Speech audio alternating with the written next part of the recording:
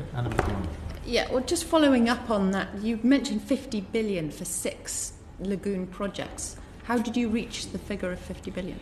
Well, that would have been under consideration between the information that the lagoon company would have presented and the ongoing analysis that Bays would have given. But I can happily respond to you in writing further detail on that.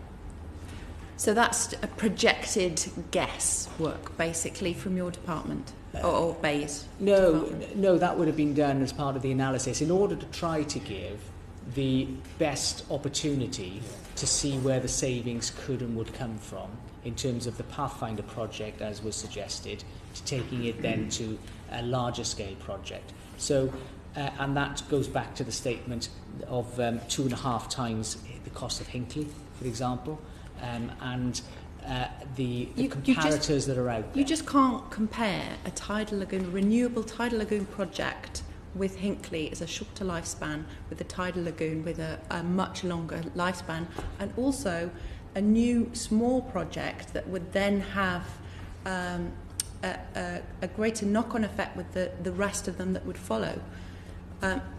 I don't understand your justification on how you reached 50 billion figure on 6 projects. Well, say 50 billion. Yeah, 50. Yes. It's along with the consistent line that we've said is 2.5 times the price of projects such as Hinckley. The length of time is a factor, but we can't ignore the capital cost either, because the capital cost has to be paid still, and therefore there'll be financial instruments in the market that can amortise the length of time, but you have to compare in terms of the cost to the consumer. And the last isn't this though, with respect, Secretary of State, isn't this just a lack of wanting to invest in Wales? And we've seen this lack of investment time after time, and this is just another example of that unwillingness to invest.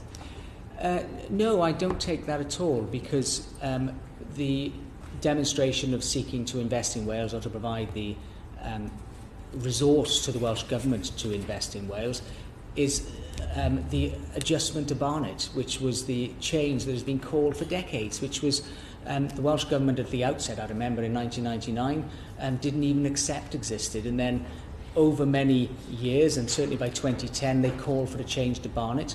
Well, I was pleased within the first year of me becoming Secretary of State that we managed to change that, and that provides a long-term financial commitment to Wales that will provide a significant uplift on an ongoing basis. And as a result, the Welsh Government were very keen to take it, as well, of course, as the funding floor that we can add to it. And this is real money. Very different to investing in a huge project that is going to change the future of renewables in this country and across the world.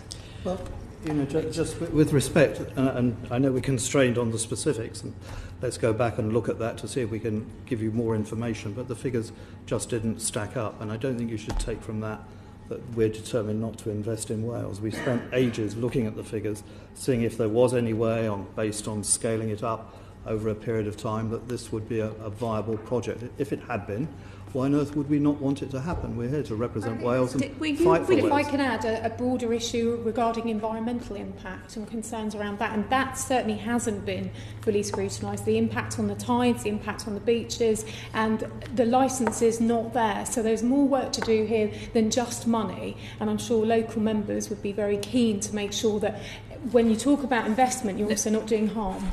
I've personally had many discussions with Natural Resources Wales on a lot of environmental issues, and yet there are issues to overcome, but that doesn't take away the fact that this was a huge Pathfinder project that was going to change the whole industry of renewable energy in Wales, but also the UK and the world.